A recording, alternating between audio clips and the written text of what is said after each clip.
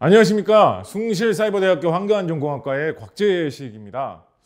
오늘 꿀벌과 환경이라는 제목으로 요즘 상당히 관심 많이 모으고 있는 꿀벌에 관한 소식 이야기해 드리면서 이게 도대체 환경과 어떤 상관이 있을까 한번 생각해 보는 시간 갖도록 하겠습니다. 꿀벌, 벌은 사실 사람들에게 상당히 사랑받는 그런 동물입니다. 쏘니까 막 무섭고 막 그렇던데 그런 말씀하시는 분들도 많을 텐데, 그래도 여러 다른 곤충들하고 비교를 해보면 꿀벌은 사람들에게 굉장히 사랑받는 축에 속하는 곤충입니다.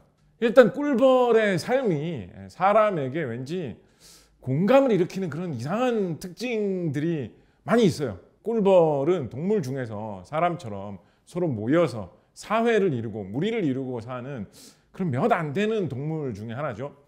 같이 모여서 무리 생활을 하면서 공동체 전체가 먹을 꿀을 열심히 구해가지고 그걸 이용해서 다 같이 나눠 먹고 새끼들 기르고 하면서 살아가죠.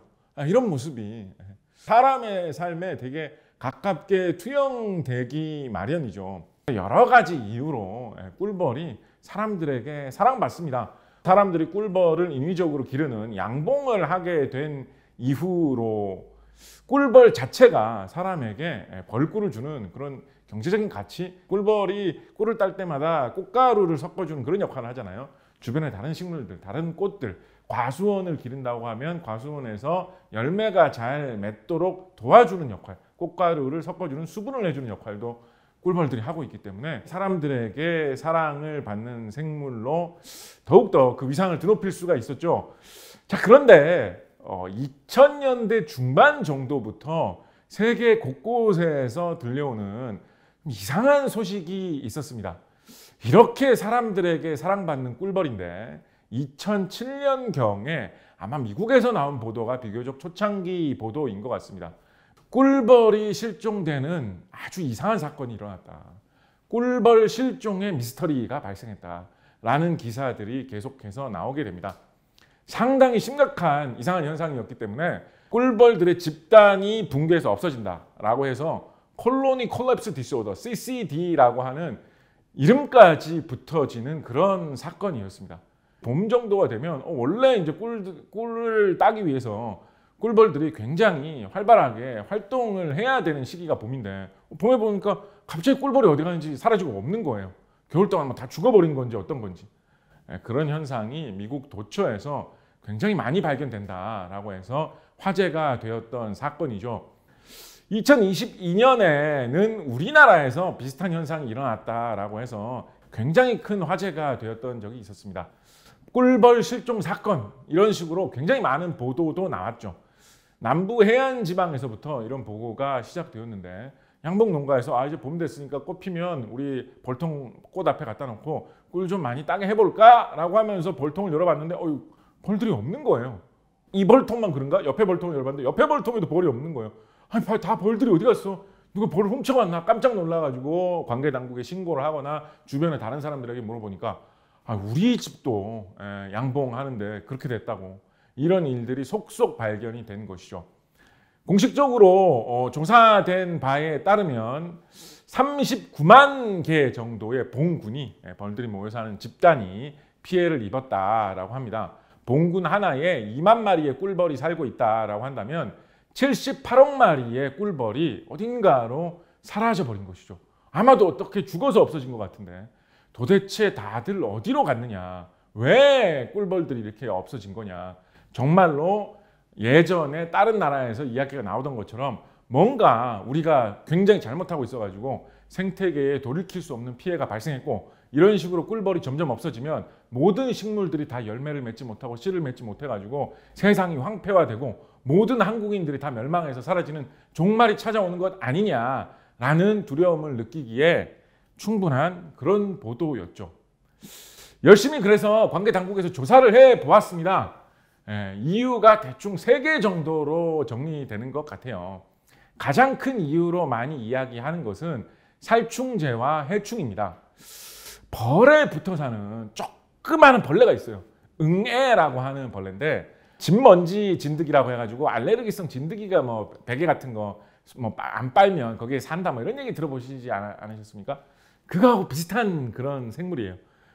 이 응애가 벌에 달라붙어 가지고 벌을 쪽쪽 빨아먹기 시작하면 벌이 살 수가 없어 가지고 죽게 되기 마련이거든요. 장마철 직후에 날씨가 더워지면 이 응애가 대량 번식해 가지고 많이 퍼진다라고 하는데, 작년 같은 경우에 이 응애가 퍼지는 거를 미처 잘 눈치채지 못한 그런 양봉 농가들이 많아 가지고 응애가 좀 많이 번식했다라는 그런 의견이 있습니다. 한편으로는 이렇게 응애가 퍼져 나가는 것을 좀 뒤늦게 알고 살충제를 많이 뿌렸는데, 살충제를 좀 잘못된 방법으로 혹은 또 지나치게 많이 뿌린 것이 문제가 되지 않느냐라는 이런 이야기도 나오고 있습니다. 벌뿐만 아니라 다른 여러 곳에서 사용하는 살충제 중에서도 사용하는 방법이 조금 문제가 있어서 벌이 잘못하면 죽을 수도 있는데 급하다 보니까 너무 많이 뿌려서 벌에 피해가 오게 된 것 아니냐라는 설이 있습니다. 또 한 가지 중요하게 생각할 수 있는 원인은 바로 요즘 뭐 환경 이야기 이런 거 하면 어디서나 다 나오는 기후 변화입니다. 작년 같은 경우에 사실 날씨가 정말로 사람이 느끼기에도 좀 들쭉날쭉한 편이었죠. 그죠? 예를 들면 겨울에 갑자기 날씨가 따뜻해진다라고 하면 아직도 겨울인데, 그래서 아직 벌들이 좀 더 자라나야지 튼튼하게 나와서 일을 할 수 있을 정도가 되는데, 미처 덜 자란 상태에서도 날씨가 따뜻해지니까 일할 때 됐나 보다 라고 해서 벌들이 나와서 활동을 하다가 힘에 붙여가지고 제대로 꿀을 못 따와서 죽게 된다든지, 그런 식으로 먹이가 부족하면 전체적으로 집단 자체가 다 못 살게 되겠죠. 그죠? 또는 벌들은 겨울을 나기 위해서 봉구라고 해가지고 벌들끼리 이렇게 모여가지고 움츠린 채로 이렇게 붙어 있으면서 서로 체온을 유지하려고 하는 그런 습성이 있거든요. 날씨가 갑자기 겨울철에 따뜻해졌다가 또 추워졌다가 이런 게 하게 되니까 봄이 왔나? 라고 하면서 봉구를 풀고 활동을 하려고 했다가 갑자기 그 다음날 조금만 추워지면 벌들이 전멸하는 이런 현상도 생길 수가 있는 것이죠. 보통 날씨가 예년과 거의 비슷하면 먼저 피는 꽃은 먼저 피고 나중에 피는 나중에 피면서 차례대로 꽃이 피고 지기를 반복하면서 오랜 시간 동안 꽃을 피우고 있으면서 벌에게 꿀을 줄 텐데, 날씨가 좀 이상해지면 갑자기 한꺼번에 꽃이 확 모든 꽃이 다 피었다가 얼마 안 돼가지고 확 다지는 이런 일이 있을 수도 있겠죠. 그러면 돌아다니면서 계속 꿀을 모아야 되는 꿀벌 입장에서는 갑자기 꿀을 딸 꽃이 너무 짧은 시간에만 왔다 가는 것이 돼가지고 역시 먹을 것이 부족해지게 되죠. 한 10년 전쯤에도 우리나라 양봉 농가에 굉장히 큰 피해를 입혔던 낭충봉화 부패병이라는 바이러스성 질병이 있습니다. 이 바이러스성 질병도 벌을 상당히 심심하면 괴롭힐 정도로 우리나라에 왔다 갔다를 반복하고 있기 때문에 이것도 이번에 꿀벌들이 줄어드는데 한 가지 원인이 되지 않았을까 이야기가 나오고 있습니다. 자, 그렇다면 이거 사실 심각한 문제죠. 그죠? 벌들이 이런 식으로 줄어들었다, 죽게 되었다라는 것이, 특히나 해충, 응애가 많이 발생하는 바람에 꿀벌들이 이렇게 피해를 입었다라고 이야기하고 있는데, 이 응애가 장마와 더운 날씨 때문에 번성했다라고 하면 이것 역시도 기후변화 때문에 우리나라의 여름이 더 길어지고 비가 더 많이 오는 날씨로 변한다면 앞으로 응애의 피해가 더 커질 가능성도 생각을 해봐야 되는 것입니다. 기후변화가 이렇게 여러 가지로 엮여서 두 가지, 세 가지 이상의 근본 원인을 제공한다라고 하면 기후변화의 피해는 앞으로 점점 더 커질 텐데 벌들의 피해도 점점 더 커지지 않을까라고 생각을 해볼 수가 있겠죠. 기후변화의 피해가 이런 식으로 나타나는 것들이 상당히 많습니다. 앞으로 기후변화가 조금만 더 심해지면 적어도 지금부터 한 두세 대 안에 한국의 여름이 1년의 절반 가까이 차지하는 시대가 올 것이다 라고 이야기를 하고 있거든요. 그렇게 한국의 더위가 길어지고 심해지면 어떤 사람들이 많이 피해를 볼까요? 중산층 이상 잘 사시는 분들은 사실 여름이 좀 길어져도 괜찮습니다. 시원한 에어컨이 나오는 사무직에서 일하고 있고 시원한 차 타고 다니면서 출퇴근하면 딱히 크게 피해 볼 일이 없을 수도 있죠. 오히려 에어컨 만드는 그런 전자회사 같은 경우는 장사가 잘 돼서 이익을 볼 수도 있습니다.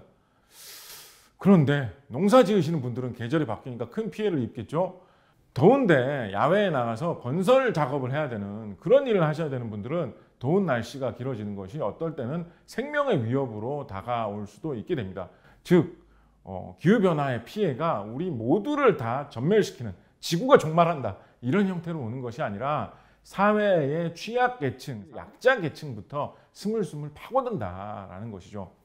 한반도에서 꿀벌들이 하루아침에 멸종되는 바람에 한국인들이 모두 종말을 맞을 그런 날은 오지 않겠지만 그 전에 실제로 양봉을 하시는 분들은 피해를 금년과 같이 분명히 현실적으로 입고 있다라는 것이고, 앞으로 기후변화가 심각해질수록 그런 피해는 점점 더 커질 것이 이미 예상되고 있다라는 것이 기후변화 문제의 특징입니다. 자, 이게 묘한 게 그 양봉하시는 분들이 기후변화를 일으켰나요? 그분들이 뭐 이산화탄소를 많이 배출해가지고 지구를 뜨겁게 만들어서 그런 죄를 받은 겁니까? 아니잖아요.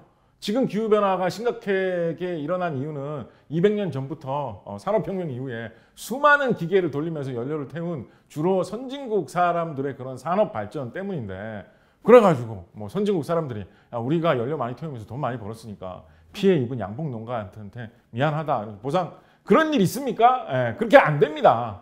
예. 우리가 기후변화 때문에 이런 여러 가지 피해가 나타날 거라는 거를 30년 전부터 우리가 이미 예상하고 있는데, 그게 뻔히 벌어지고 있는데 양봉 농가 뭐 어쩔 수 없지 뭐 이러고 넘어갈 일입니까?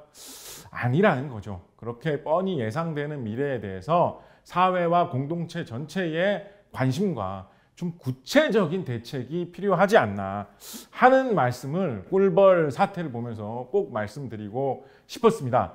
한 가지 더 붙여 이야기하고 싶은 것은, 우리가 환경에 대한 보호 뭐 이런 이야기를 할 때 무심코 잘못 생각을 하면 그냥 옛날에 살던 전통 방식대로 하면 모든 게 다 저절로 잘 회복되고 모든 게 다 좋아지겠지라는 막연한 생각을 할 수도 있는데, 닥쳐오는 기후변화의 세계에서는 또 그것만이 능사도 아니라는 것입니다.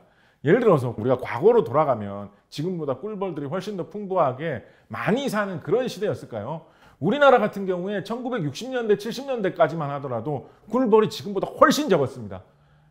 산에 나무가 별로 없어가지고, 우리나라의 나무는 열심히 심어가지고 조금씩 성장시키면서 우리 국민들이 다 땀 흘려 가꾼 거잖아요. 우리나라에는 열심히 나무를 키우고 숲을 많이 늘리면서 꿀벌들이 늘어날 수 있는 환경이 점점 조성되기 시작했고, 그렇게 해서 1980년대 말에 전국의 봉군 숫자가 한 40만 봉군 정도로 늘어나게 된 것입니다.